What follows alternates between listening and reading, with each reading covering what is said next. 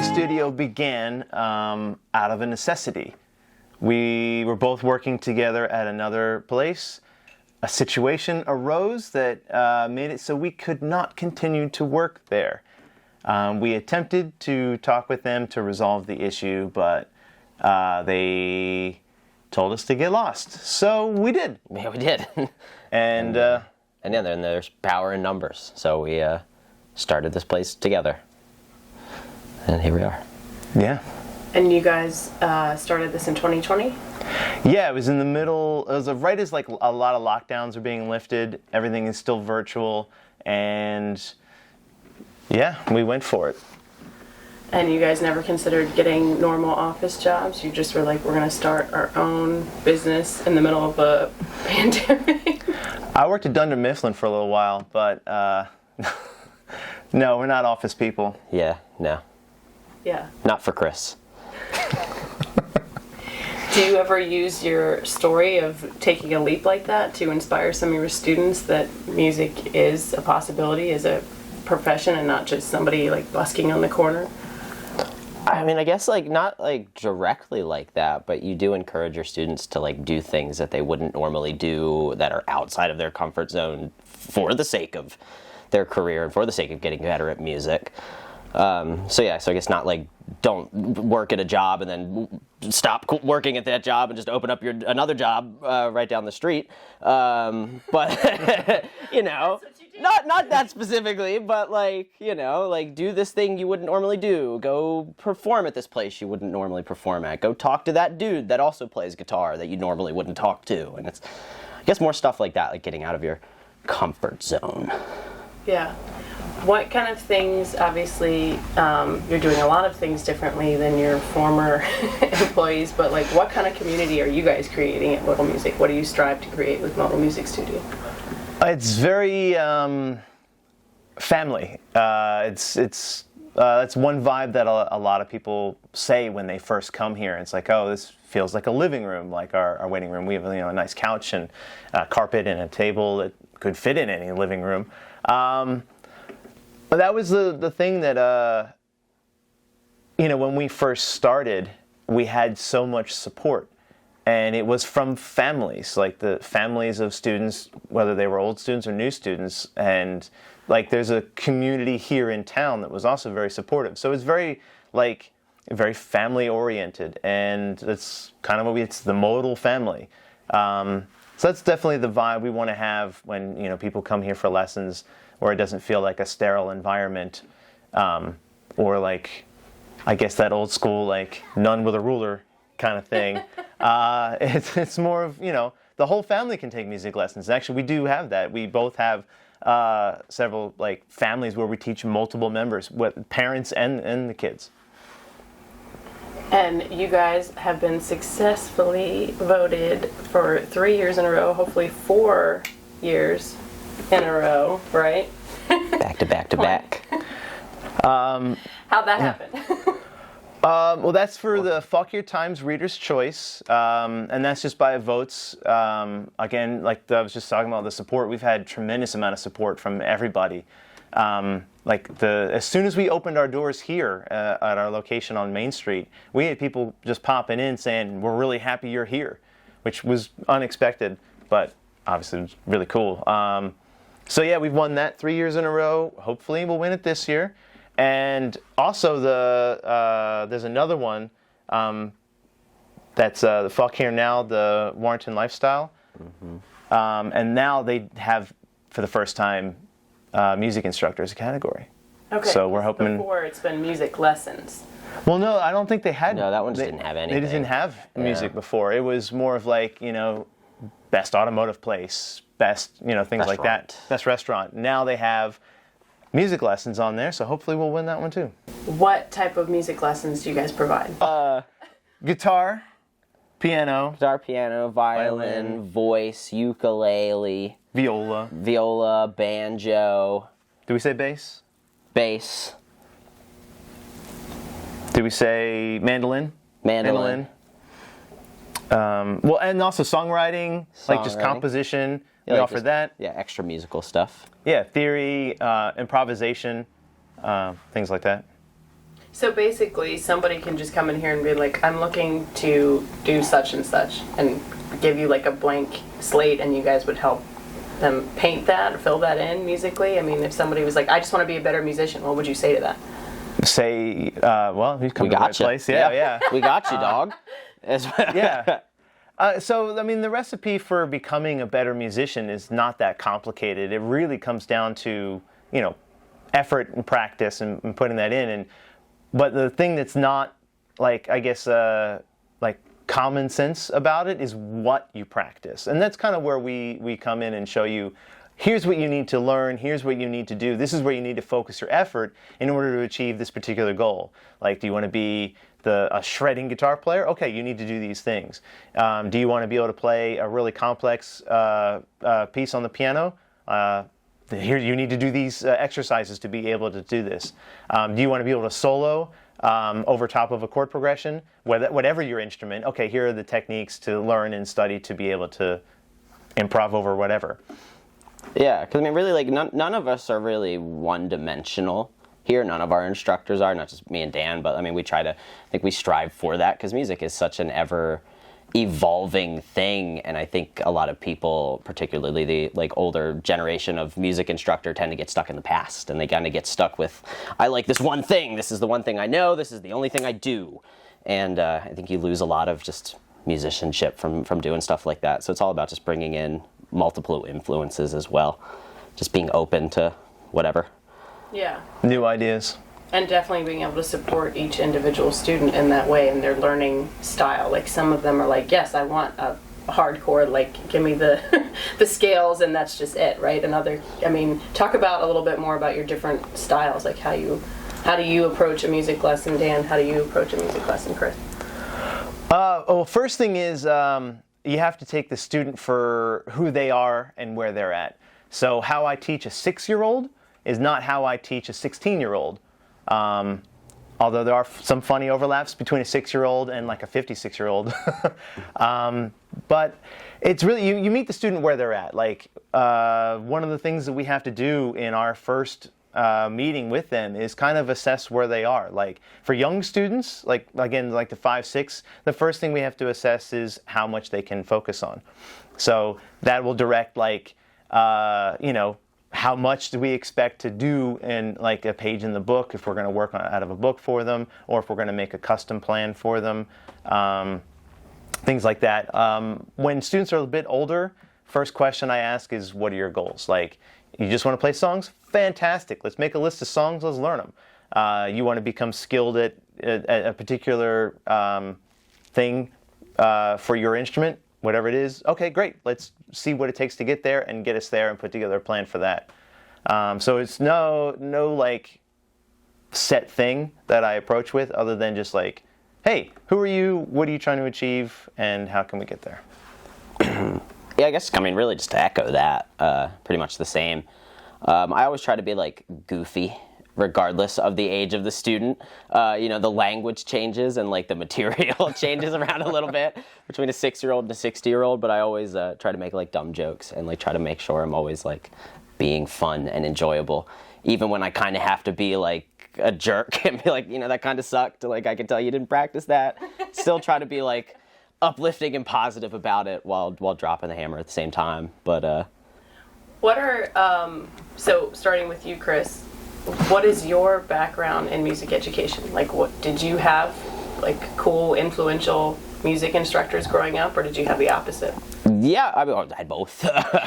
I grew up like playing violin a lot. Started in the 4th grade, and I played all through college and up through now and everything. And I've definitely had violin instructors who, influence you both ways, positively and negatively.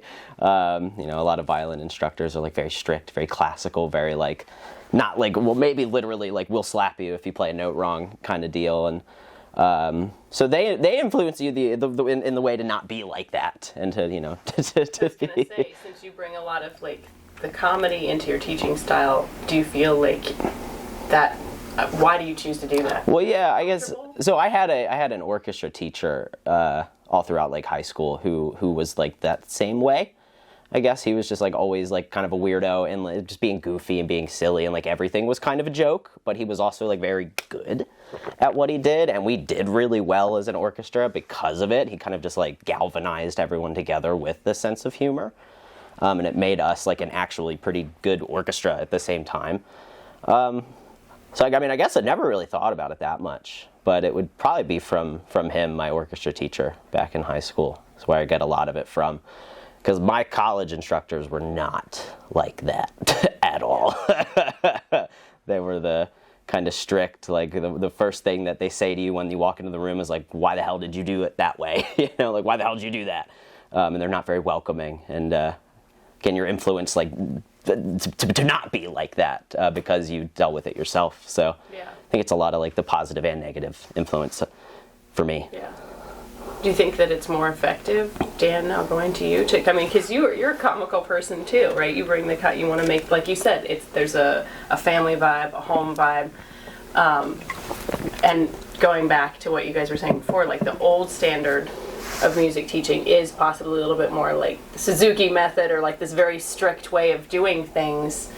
So in both of your experiences, do you feel like it's more effective to, be focused, but be relaxed about it, make them feel comfortable? Do you think that's a better environment for learning?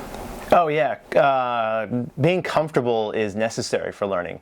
It's a vulnerable thing. Like, you are sitting there failing at something in front of somebody, because obviously no one picks it up and knows what they're doing right away. And that's a very vulnerable thing. So the more comfortable we can make them, the better they can learn something, whatever it is that we're showing them.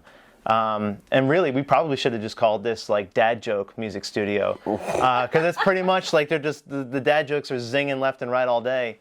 But yeah, I was fortunate because I wouldn't have thrived in the like the situation that Chris was in with the super structured, super strict style of learning. I was really lucky. My teacher, Rob Hornfeck, was not only was he and still is just a fantastic musician.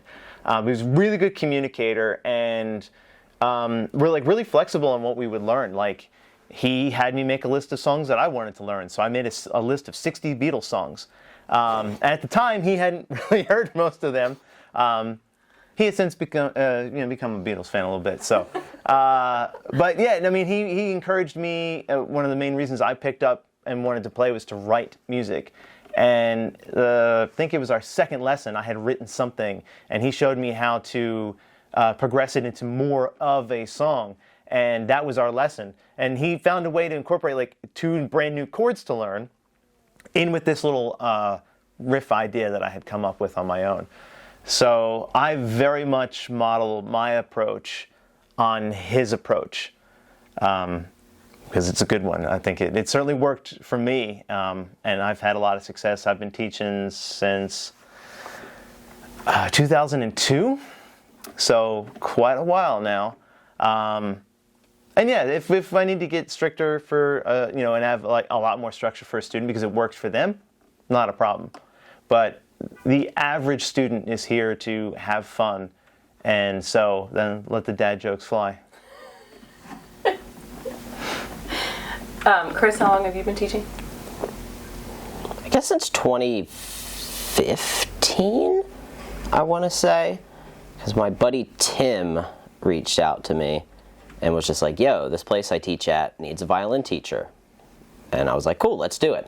And then I started teaching there, had a few lessons, opened up to teaching like guitar, opened up to teaching up piano and kind of stuff like that. I mean, like indirectly, I've kind of always, I guess, been like the teacher of my friend group, because I've always been like the theory nerd.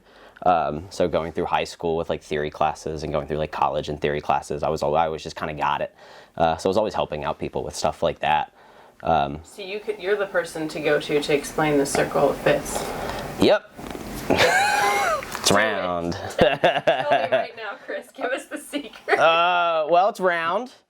No right angles. No triangles? There's no triangles in it. All circles. And they're organized by fifths. Or if you read it backwards, fourths. That's true. Or if you read it in diagonals, never mind.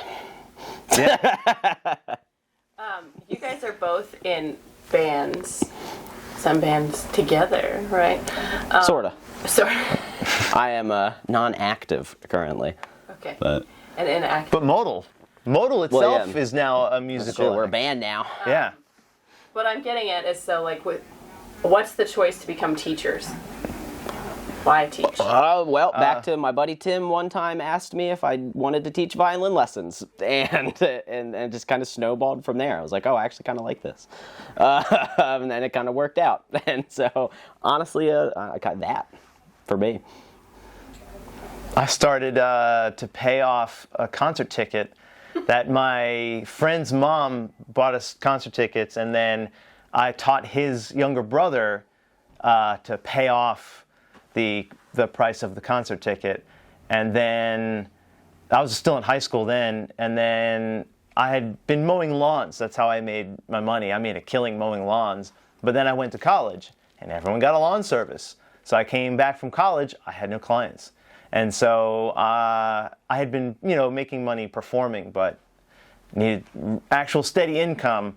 Again, my teacher, Rob, his student docket was full, and so he tossed me a little bit of his overflow and got my teaching career launched then. Do you guys, so switching over to like goals, the future of Modal Music Studio and upcoming events and things like that, but in the vein of that, do you guys foresee that you have any students that are doing really well that maybe one day will teach here, or that you would like to teach here, or you have already invited to teach here? Yeah, actually one of mine. He is really interested in the Lutheran side of things. He's going to go to a program to study Lutheran, and right now we do some like limited repairs here, things that Chris or I could do, but having someone who's obviously studied and certified in it would help if we have a customer who comes in with a more serious problem. And then also he has the patience for teaching, so I've encouraged him to consider teaching, and I know he had a similar situation to me, a couple like friends, siblings or whatever that he's given some lessons to. And then at some point we're going to actually have him here and maybe start teaching himself. Nice. So the cycle continues on. It's the circle of life. So what do you guys have? Circle of life. All right, what do you guys have coming up? Well, we have a fantastic songwriting course coming up, featuring someone that you might know, yourself, and also Sally Mae, who's also a teacher here. So yeah, September 30th, October 1st. We knew that without having to look at it. That's right.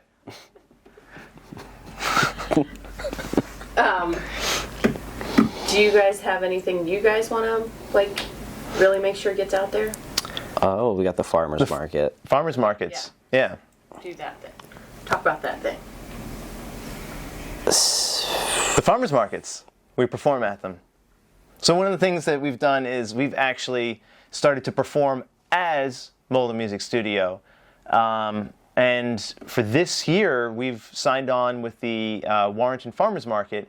And so twice a month, we are going to be performing and providing all the music for the market. But it's not just us. It's also an opportunity for our students to go and perform. So each time we're going to have, between a few and a whole bunch of students come and actually give a performance at the farmers market. So we're using it as a way to have a recital, which is good because we don't have a recital space here. Unfortunately, we don't have a big room like listening room or anything like that here. So this gives us an opportunity to let our students shine. Yeah, it's like a more realistic recital. Because, like, how often are you going to sit in, like, a church and play a couple guitar songs in front of your friends and family? Not that often. But, as as a working musician, that's really what you're going to be doing, is playing at a farmer's market, playing at a bar, playing at a winery. So it's more like realistic performance opportunity as well. Absolutely. Yeah, you play your heart out and nobody listens. Yep.